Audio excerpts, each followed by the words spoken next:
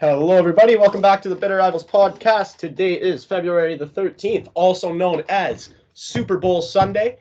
And we have a lot to talk about. A little bit of turmoil in Leafland. The Montreal Canadiens are the worst team in NHL history. Brad Marchand got suspended for 6 games. Lots to get to today. So, as always, we'll start it out with some Maple Leafs conversations. A little bit of turmoil in Leafland this week. We lost to Calgary. We played earlier in the week too, though, eh? Probably. Yeah, I forget who we played early in the week. 1 second. I do know we lost to Calgary, and it was pretty much the 4 goals on 6 shots on Jack Campbell that kind of blew that game. That's right. We beat the Hurricanes in overtime on Monday. Okay. Yeah, I'm remembering it now. So we had a big game against the Hurricanes and beat them, which was nice. Fans were happy. Everybody's like, oh, look at this. We're beating good playoff teams. And then we lost to Calgary, and Leafs fans lost their fucking minds for no reason at all.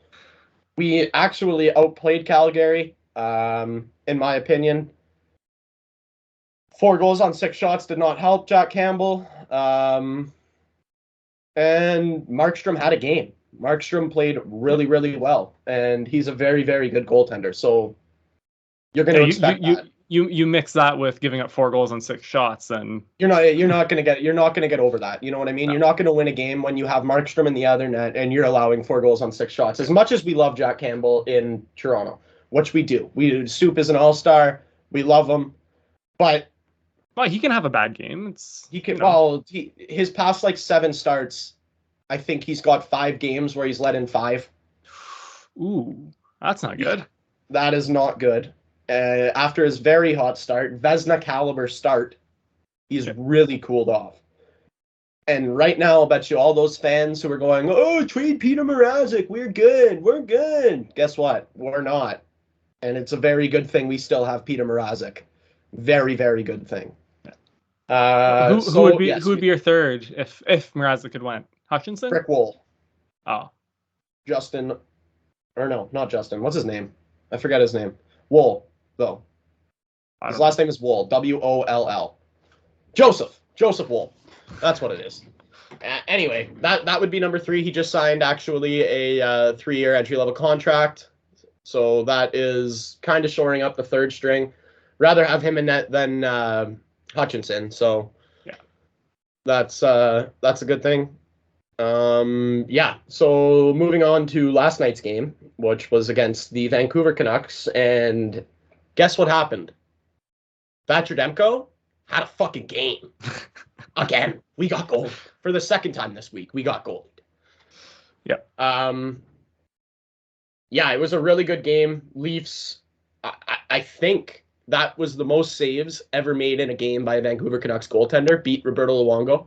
Yeah, because he was up in the 50s, was he not?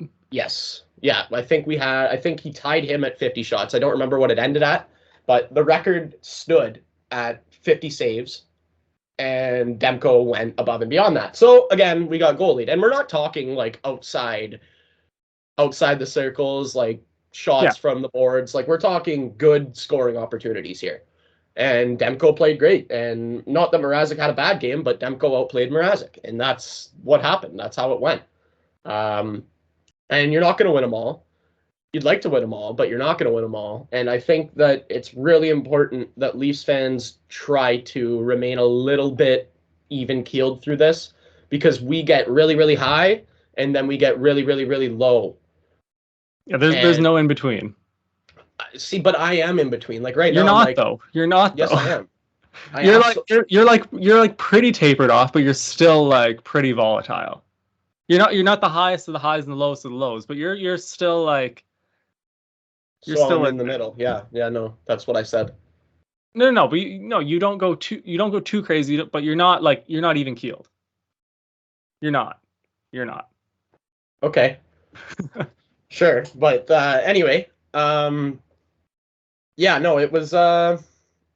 is what it is, and we're not going to win them all, but you just want to bounce back this week. That's all you can really ask for. And I'd like to think that Keefe is going to give Mrazek the start tomorrow night. I'd like to see that. I think that's what I'd prefer. Who do you I guys think have it's this week?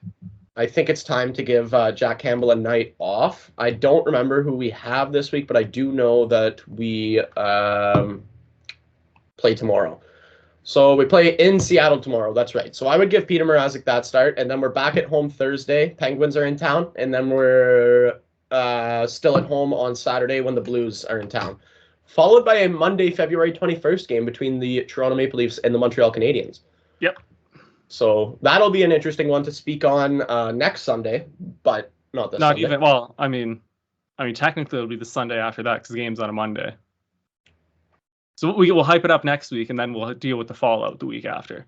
Yeah, that's what I'm saying. We'll talk about. We'll be talking a lot about that on next Sunday. Yeah. Anyway, yeah. So there's that. I would like to see us sweep those games, those 3 games. The hard one I would say is against Pittsburgh. Pittsburgh looks really good. St. Louis is good, but I think we can definitely beat them. And I'll wait until after to tell you how bad Montreal is.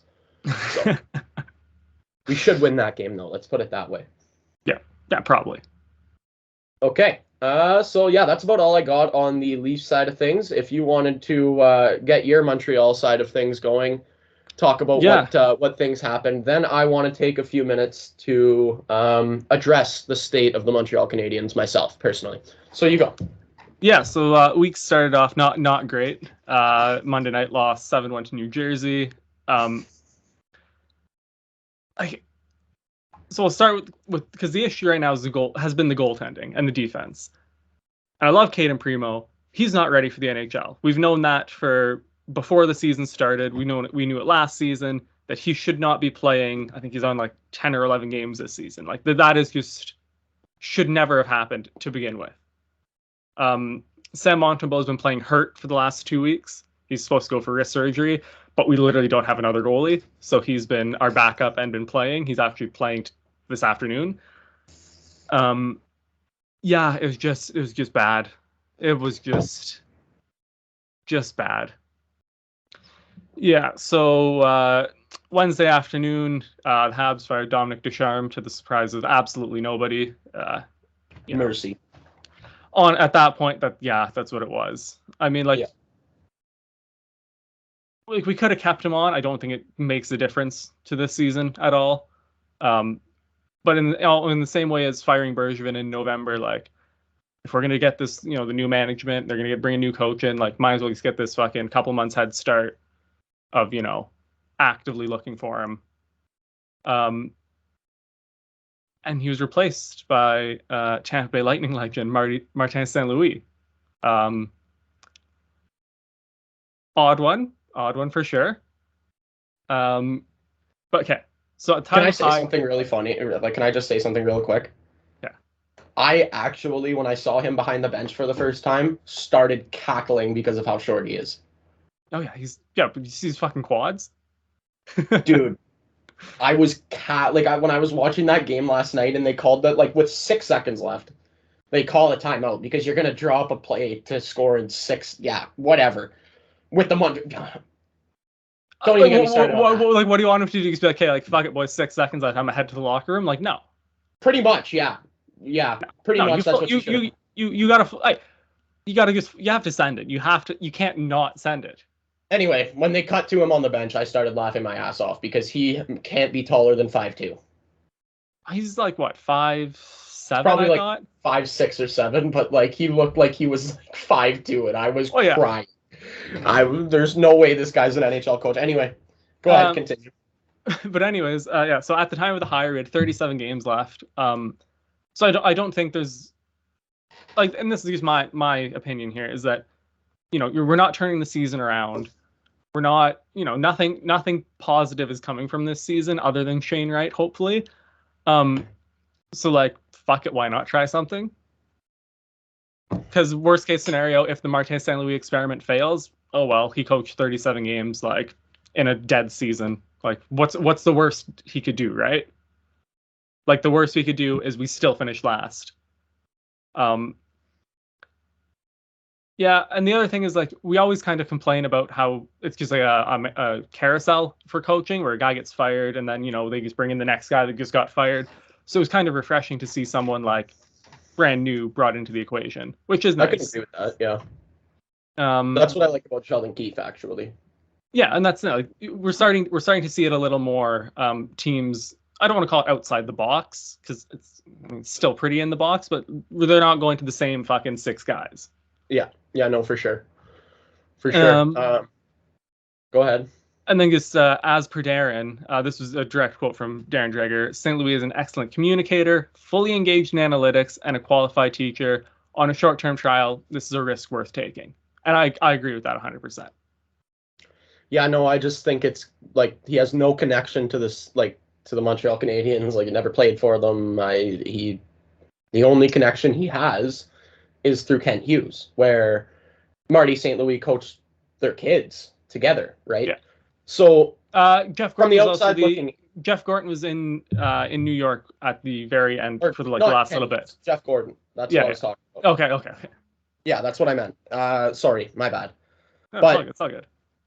to me, what it is and why it's just hilarious and such a mediocre move is Jeff Gordon just hired his buddy. To me, that's what happened. This guy's got no experience. He's never done this before. Said, "Hey, bud, want a job?" And to me, that is just extremely unprofessional, in my opinion. I think that this was a bad hire, to be honest with you. I think that, especially for an original six team, it's embarrassing, in my opinion. I completely disagree with you on that end.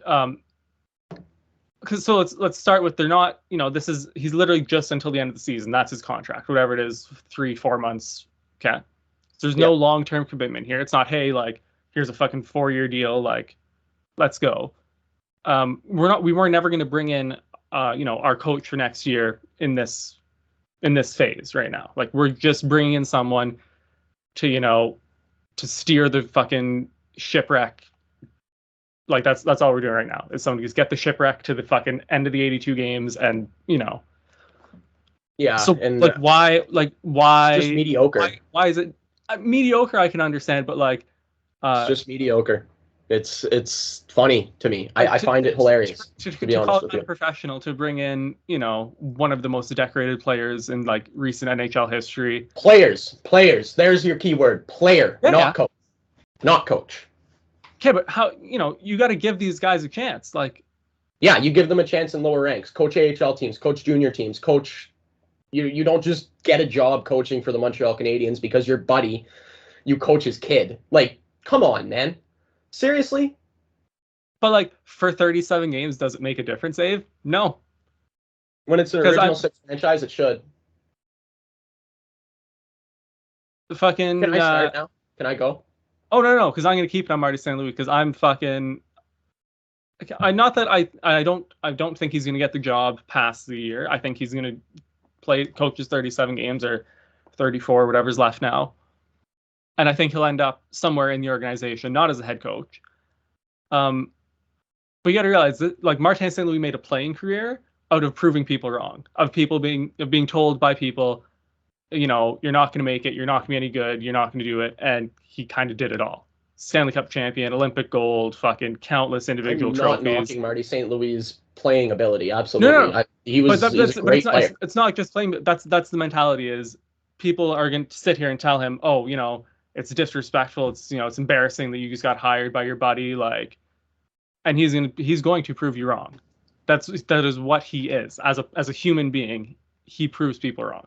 Well, they haven't won since he's been coaching, so no, but I know you don't watch the games, because I don't watch these games. I know you don't watch Habs games. There's a noticeable difference in the way we are playing. And so after the first game, so it was Wednesday night he got hired, or Wednesday afternoon. He coached Thursday. He did not get on the ice with the team before this game against Washington. So we lost 5-2. It was 4-2 with an empty netter. We played pretty well. We got let down by poor goaltending again. Caden Primo just hung out to dry. He's finally we picked up Andrew Hammond in a trade yesterday. So Primo finally got sent back down to Laval. Thank God. But like, we played half well. We fucking, and for any you remember, he literally didn't have a practice session. He talked to the team in the morning for about 10 minutes, went and did media, and then was behind the bench. Like, he did not get a chance. Then yesterday afternoon against Columbus, the 2-1 loss. Again, like, we're just playing noticeably better. And even in the Washington game, I'm just going to go back to it. We went down 3-0 in the second period. You know it's Columbus, right? Yeah. Okay. Okay. Did I say the wrong team? No. You're playing well against Columbus. Yeah. Not a good hockey team. Well, neither are we. So, I mean, we're fucking comparing with a similar team. Yeah, no, but anyways, I know, but... Anyways, in the Washington game, we went down 3-0 in the second, and it was one of those things under Ducharme that turns into a 7 or 8, and it didn't. We pulled back 2, and then they got an empty netter. So you're seeing something, like, we're not just rolling over and dying, which is nice. Well, you know how you said I don't watch Habs games? Yeah, I actually did watch the one yesterday, and if that's improvement, God. Your defense delivers more pizza than Domino's. Your goaltending, you actually had a good goaltending game yesterday. Sam Ockenbowl played unreal. Yeah. And you still hung him out. You still lost. Still hung him out to dry. Yeah. The Montreal Canadiens are currently... So yeah, Ave, start your rant, because I know my response to your rant, and I know you're not going to like it, but it's reality. So go ahead. Injuries.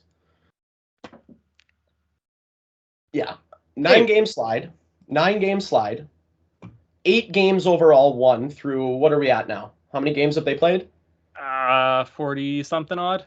40 something, and you have under 10 wins. Literally on pace to be the worst team in NHL history. When we talk about bad teams, right? Like, let's just go talk about the 2014-15, or maybe it was 15-16, whatever it was, the year before we got Austin Matthews. Let's talk about the Toronto Maple Leafs that year. Not a good hockey team. Very, very bad hockey team, to tell you the truth. Still put up more than 8 wins through 40, whatever it is, games. Let's talk about the Arizona Coyotes this year, who are literally trying to lose. Still a better hockey team than the Montreal Canadiens. Yeah. They're literally in the entire... Like, the goaltending is horrific. Jeff Petrie is, like, maybe the worst defenseman I've ever seen right now. Like, the way he is playing, he actually makes better passes up the middle to the opposing team than he does to his own team. And I know you're going to say Carey Price isn't there. You knew that before the season. Should have dealt with it then. Okay. This is a management team-building problem. Bergevin, who you sang his praises, you love that guy. Yeah, dumbass. Built the worst team in the NHL. Worst team. The worst. Just incorrect. Incorrect. That is just factually incorrect. Okay. Correct me then. Because the team he built had Carey Price and Shea Weber and Joel Edmondson, Brendan Gallagher, Paul Byron, and all these guys who did not play, who have not played the season. Byron only just got back in over the weekend. Gallagher's only got fucking like 15 games. Price, Injuries Weber, happen, man. Injuries happen. Okay, but when you lose, you knew Shea Weber wasn't going to play ever again before the season even started. You should have shored that up then. We did. We brought in David Savard. He's been dog shit. What the fuck, like. Team but at the time is horrible. That's what I'm trying to tell you. When we brought David Savard, when we brought in David Savard, and Bergevin's, understand how ridiculous that is. Bergevin, his literal quote was, "We cannot physically replace Shea Weber, so it's going to be a team effort, but we still need to bring in a guy." The guy is David Savard, who fucking went for a first-round pick and a second-round pick at the deadline to Tampa. This wasn't where we fucking grabbed some random guy from the KHL and brought him in, but we did that with Weidman. We brought in a guy who had value, who was supposed to be good, and he just fucking decided to take a season off. He's been fucking dog shit. Team's taken a season off. The whole team has taken the season off. Just because guys get injured doesn't mean the rest of the team has an excuse to suck. Okay, but signing Nick Suzuki to that contract is one of the worst decisions in NHL history. It's literally, it's not at all, Ave. It's just not at all, and I just cannot wait for the next fucking 8 years when that deal kicks in next year. I'm going to fucking bring back this clip every goddamn time he lights you guys up. Every goddamn time I'm going to bring this clip back. So this man is a minus 21 and has 28 points in 47 games, and that is your number one center. Yeah, absolutely. And he's what, 21, 22?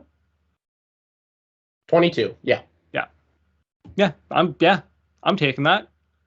Okay, now let's go look at the three. Let's go look at Nylander at 22, Marner at 22, and Matthews at 22. I've never let's said he compare their was contracts at the time. Okay, but you can go contracts for fucking anyone. If that literally means nothing. That's what we're talking about. We're literally talking about Nick Suzuki's contract. Okay, but like you can compare to fucking whoever you want.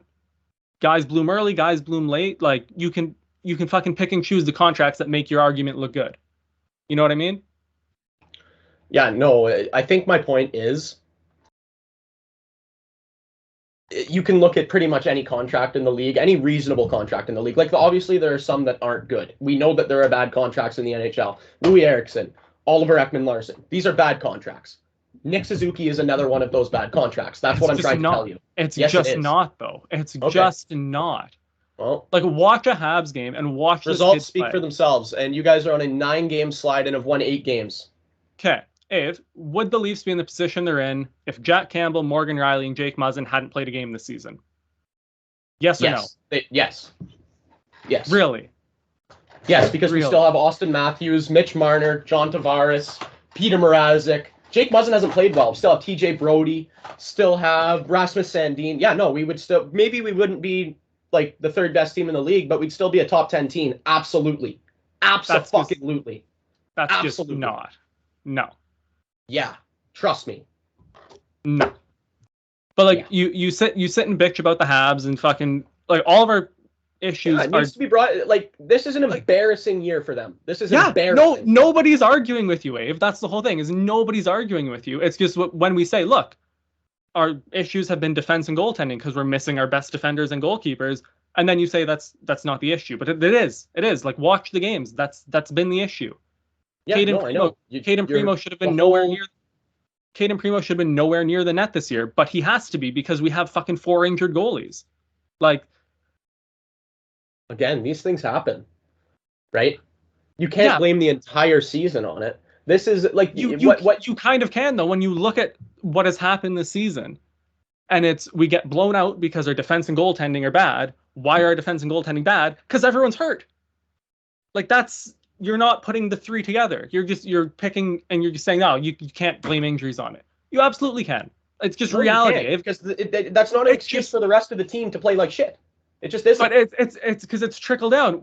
We get bad goaltending, which means we're starting fucking, like we're giving up fucking 6-7 goals a game.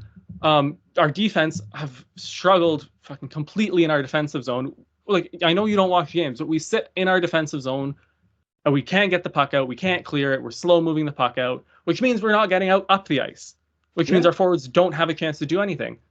So yes, that all starts when you're fucking back here. Because if you can't get out of your defensive zone, you can't attack. So when I'm saying we have defensive issues, our defenders are not good. They're not getting the puck out. They're not, doing their job. That affects the forwards. Like, that's how this whole thing works. But if you fix, the goaltending and you fix the defense, you get guys healthy, bring them back into the lineup, or fucking Hughes and Gordon haven't traded for anyone yet other than Hammond. But yeah, you bring guys in, and then it moves up the ice, and then you see, okay, now let's see if we've got issues here up as a forward group. But when you're starting on a fucking shit base, like, it's not even that we're fucking like, there is no base. Like, you're never going to get anything. If you had told me at the beginning of the season, before we fucking dropped the puck, that Caden Primo was going to have like almost 15 games this season, I'd be like, oh fuck, we're fucked. Like, I would have told you that. But like, I think of that, and I think of even the Leafs before we picked up Campbell. Hutchinson was playing, and Hutchinson is not an NHL goaltender either. Still won games, still made the playoffs. Yes, but did you have the rest of your D-core healthy and around him to kind of make up for that? Didn't have Muzzin yet. We didn't. We had Nikita Zaitsev on the blue line. We had like Cody Ceci, Tyson Barrie. Yeah. No, the defense wasn't good either. We still made the playoffs. Okay, we're talking like we've been playing with like 3 AHL D-men a game for like 6 months. Like that's the level that we are at. Like And Corey again, that's something that Corey they should have thought about before the season started. Okay, like, but no GM sits down and goes, okay, what happens if 6 defensemen get hurt? Do we have fucking 6 guys that can play? Like, that's not a normal conversation. For us, like right now, the Canadians have Shea Weber, Ben Sherratt, just as of this morning, is on IR, Joel Edmondson, David Savard, all hurt. So that's a top 4 gone. Yeah, that's like you know what I mean? That's tough. But yeah, like no team plans for having their top 4 defensemen out. I understand that, but all I'm saying is you can't just say the only reason that we have only won 8 games is because of injuries. It's because the team has not done anything. But why have we not done anything? It's because of the injuries. That's the thing you're not putting together. That's like it's not connecting in your head. That's because just because you're hurt doesn't mean the rest of the team has an excuse to play that bad. I've said it 5 times now. No, those guys, you're right. Those guys, obviously, they're hurt. Even when they come back, they're not expected to be what they were before. I understand that, but the rest of the team is not hurt. I am not.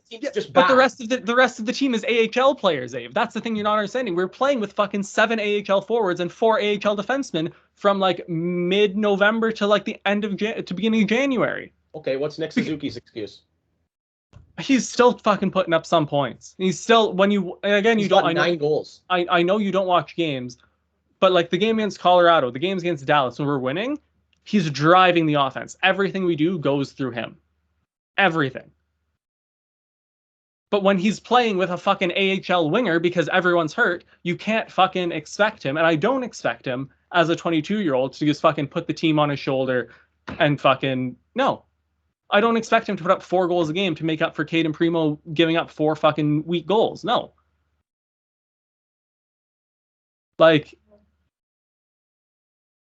agree to disagree? I mean, like, if you want, but it's just you fucking burying your head in your ass because you're a Leafs fan. Wow. I just sorry, I can't hear you from the top of the standings. That's great, Ave, because I don't give a fuck. But when when you look down, you only see shitheads. When you look up, you only see assholes. Yeah, I got the best point percentage in the league. I was like, ears. Yeah, you almost did the Patrick Roy Cups thing, but you cannot do that. I got top point percentage in league plugging my ears. I got Shane Wright coming, bud. And probably Connor Bedard. No, Shane Wright can't save this team, man. No, but I'd rather rebuild with him than without him. Anyway, we got a lot of other stuff to get to, so we'll leave it at that. Let's go to fill in the blanks. Okay, we'll go to fill in the blanks. Then we have the Marchand thing, and we also have Cami Granato to talk about. Yeah. So fill in the blank. So kind of on the Marty St. Louis, topic. What non-Leaf player would you like to see coach the Leafs? Like if something were to happen and Keith left and you need to bring in a Martin St. Louis type guy, who you want? That is a good one. Want to know who I'd like to see? Jerome McGinley. Yeah, that's a banger. That's a banger of a shout. Yeah, that would be the guy for me. Yeah, I mean, I can't answer because we literally got Marty St. Louis. Yeah. Okay. Hit me with the next one. Yeah, Leafs fans had blank right to be upset about the loss to Calgary. None.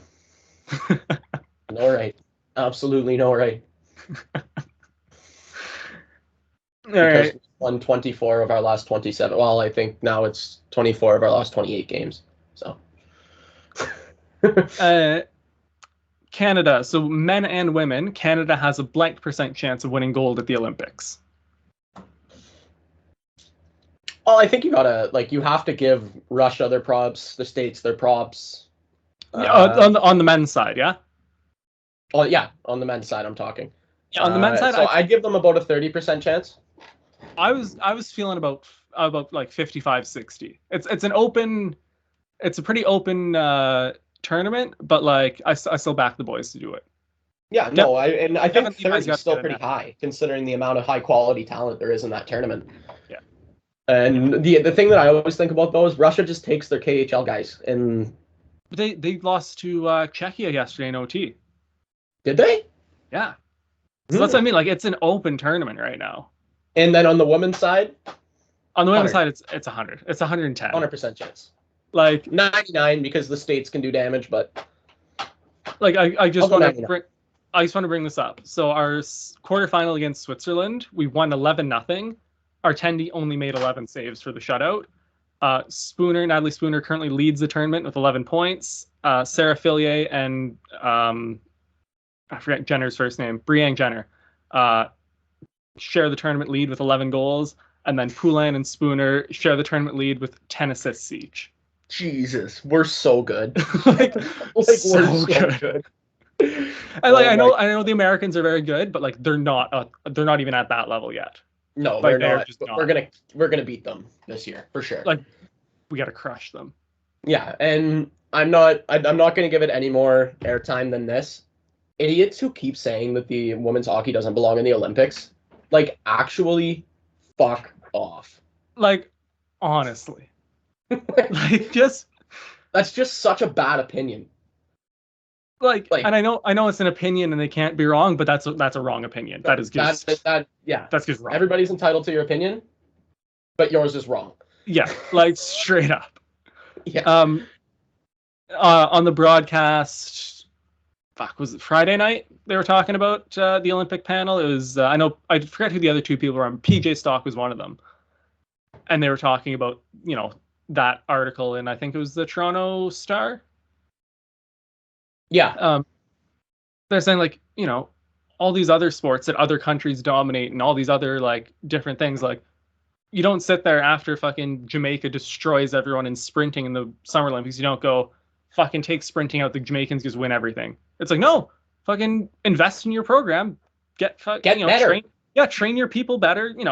Bring better athletes. And you're seeing that in the women's hockey now. Like it's growing. I think there's still a massive gap between Canada, the US, and everyone else.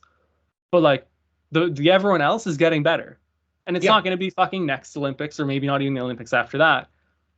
But it's going to get to a point where it's not 11-0 quarterfinal wins anymore. And also, these reporters do some research, like do some history research, because go look at the first 8 Olympics. Canada just murdered everybody. I think the first Olympics, we literally I think we were we outscored our opponents 120-3. Yeah, in the first ever Olympics. And I think you only play 6 games in an Olympics if you play everyone. So how and now look at men's hockey in the Olympics. That's how the sport grows. Yeah. That is literally the only way to do that. To grow the sport is to play the sport and to invest in your program and to send your country to the Olympics. Yeah. That's how it works. How are they ever going to grow if they just take them out of the Olympics? Yeah.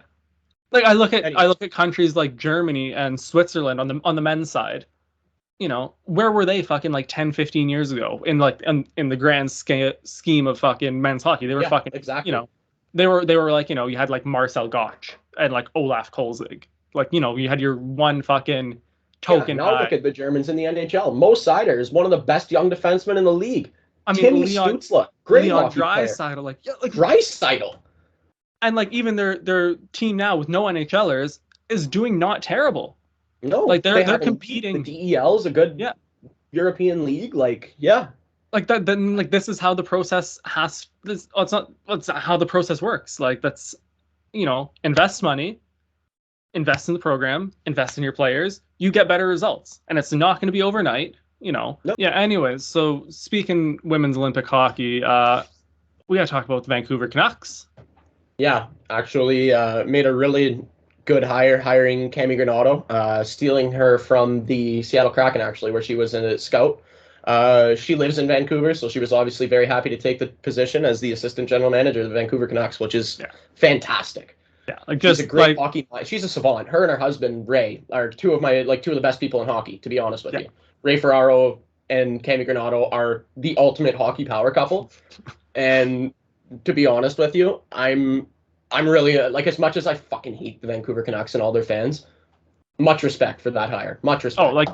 Like we were talking about fucking like Jerome McGinley being a banger of a hire, like as a thing. Like Cameron Granato's a legit banger of a hire for the Canucks. Like, Yeah, because she like, knows what she's straight up. talking about, man. Like that's very good move by it's Rutherford that's there now, eh? Yeah.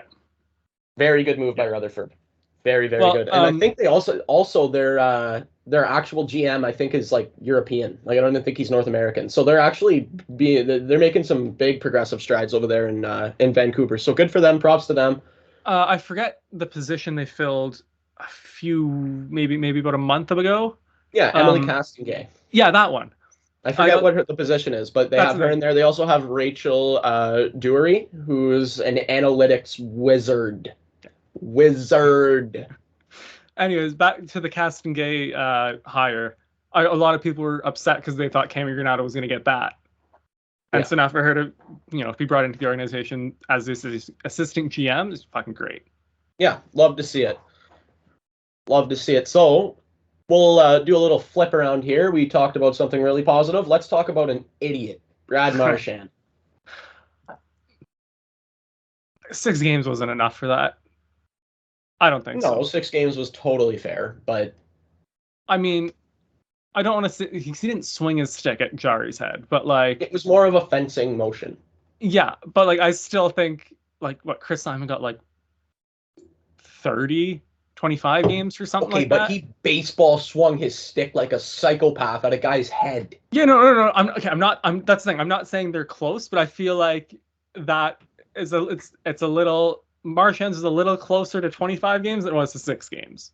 No, I would disagree with that. I honestly was surprised when the league said that they were going to give him an in-person because that usually means they're going to go 5+, and I was actually very surprised by that because to be honest with you, what I saw was as much as he's a dick and we hate him. Yeah. It was a punch in the head, which let me put it to you this way. Do you know how much more damage gets inflicted during a 5-minute fighting major? Like, and that all you get is a 5-minute fighting major? Do you know how much more damage gets inflicted there? So you're telling me that was worth more than 6 games? So, I mean, to the fighting major thing is you have 2 willing combatants, 2 guys who are saying, hey, like, I'm going to drop my gloves and fight, whatever. Not always. Not always. Most of the time. Most of the time. Okay. And the other thing is, like, and this is just, like, how I grew up was, like, you don't touch goalies. Like, if you touch my goalie, you fucking get the shit kicked out of you. And that's why it was worth 6 games, to me. Yeah. Because if that happens to a player, it's not 6 games. No. Like, because it was Jari and not Crosby. Yeah. If it's another player, he probably gets maybe 2 for the high stick. I don't think he does the high stick if it's another player because they're not masked. Like, the only reason he did that is because he was masked. Yeah. That's why he did that.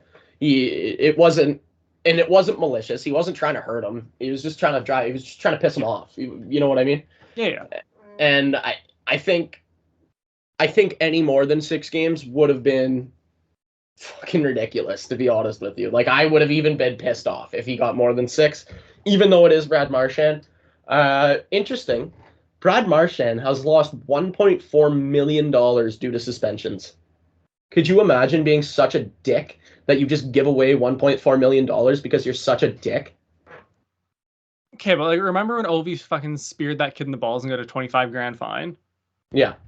And he was probably sitting there thinking, fuck, I could fucking spend $25,000 slashing guys in the balls. Brad Marchand is probably the exact same. That same thought process of, fuck it. 25,000 and 1.4 million are 2 very different figures. No, but like, okay, Brad Marchand can afford to lose 1.4 million. We're not talking about fucking like, Michael Pizzetta fucking losing 1.4 million in salary, right? Like, we're talking about Brad Marchand. Yeah. Like, yeah, no, I understand. He's got a lot of money. He probably donates that to charity. But anyway, I think he was fully deserving. He now holds the record for most individual suspensions in NHL history at 8. Yeah. And it blows my mind that some guys didn't get more than 8 suspensions. Like, when I think of like Matt Cook and Rafi Torres and Chris Simon, like, how the fuck did none of them get 8 suspensions? Yeah, no, I totally agree with that. Chris Simon, but I think it's because they were suspended for so long that they didn't have an opportunity to get re-suspended. I mean, with the Chris Simon one, absolutely. He's got, like, I think 2 of the 3 longest in NHL history. But I look at a guy like Matt Cook, and you're telling me Matt Cook didn't get suspended 8 times? Yeah, I know. Or like Rafi Torres, that's a good shout too. Yeah, like how did they not get suspended at least 8 times? Yeah, no, for sure. For sure. Yeah, so that's some news from around the league. I don't think there's really much else happen, like crazy stuff around the league. Can we roast the Arizona Coyotes and their Oh yeah. stadium situation? Yeah, we sure can. You thought the Montreal Canadiens were a joke. Hey, at least we're only a joke on the ice. At Yeah. least off the ice we've got our shit together. The Arizona Coyotes are officially going to play in a 5,000 seat stadium at the University of Arizona because they got kicked out of their old arena for not paying rent on time, not paying city taxes, and just simply not being able to fill the place. No. So, yeah, their landlord, you could say, literally said, "We're gonna find something else that's gonna make us more money than you do." Yeah, because they could leave that building empty for 41 nights a year and not lose as much money as having the fucking Yotes play there. Yeah, so that was kind of hilarious when they officially announced that, and they announced it like it was a positive thing. Yeah, I thought it was hilarious. Like there's going to be an NHL team playing in a 5,000 person fucking barn.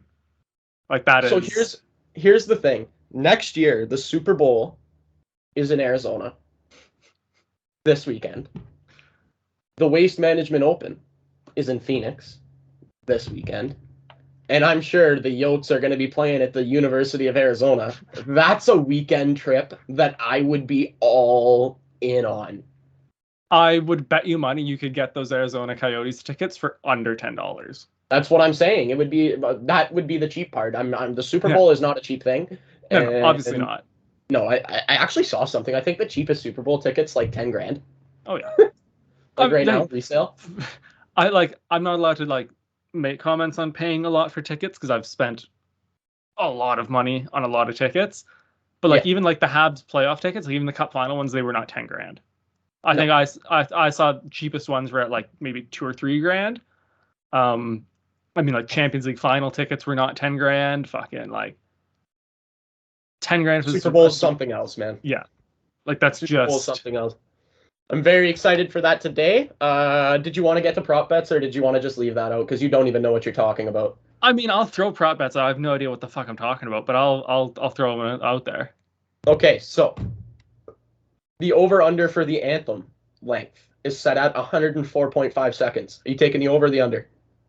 I'm going to go 104 seconds. That's like a minute and a half, right? Ish.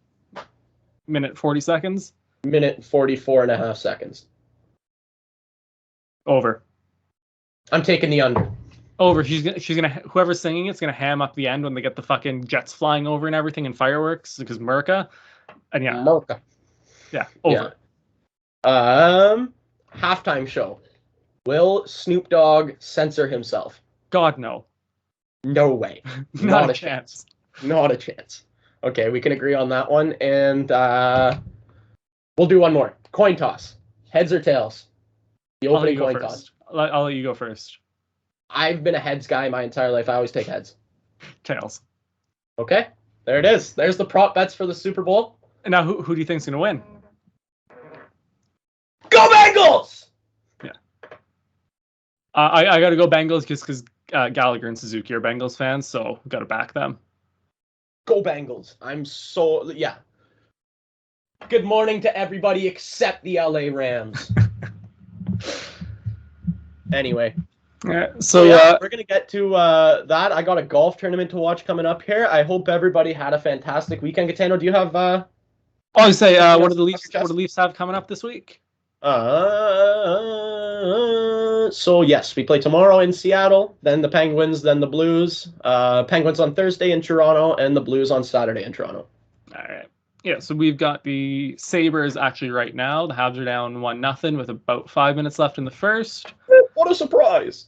We got the Blues on Thursday and the Islanders on Sunday. Okay, so there you go. Yeah. So we're both playing the Blues this week. Let's see how bad they beat you and how bad we beat them. You're so funny. Yeah, I know. I just wanted to say before we finished here, you were a good sport today. I know. That's I had to get some shit off my chest because I haven't had an opportunity to just go in on the Habs yet this year, and I needed to. I just needed to. It was itching at me, man. Like, so like, I appreciate your good sportsmanship today because Dave. I mean, like, that's kind of the point of the show. But I also know if the shoe's on the other foot, that you would fucking sit and take it too. So like that's just. Yeah, and it will be. Trust me. Eventually. Yeah, at some point. Yeah, I mean, exit in the first round again this year. Oh yeah. Yeah. And to be fair, yeah, you took your round 1 beatings a couple months back, so yeah. So I think we're even. Okay. Thanks to everybody for listening. Thank you to T-Gem for hosting and powering us, and hope everybody had a great weekend. Hope you enjoyed the Super Bowl tonight. Don't forget to like, share, subscribe. Like, share, and subscribe, please, and thank you. We'll talk to you again next week. Thanks, everybody.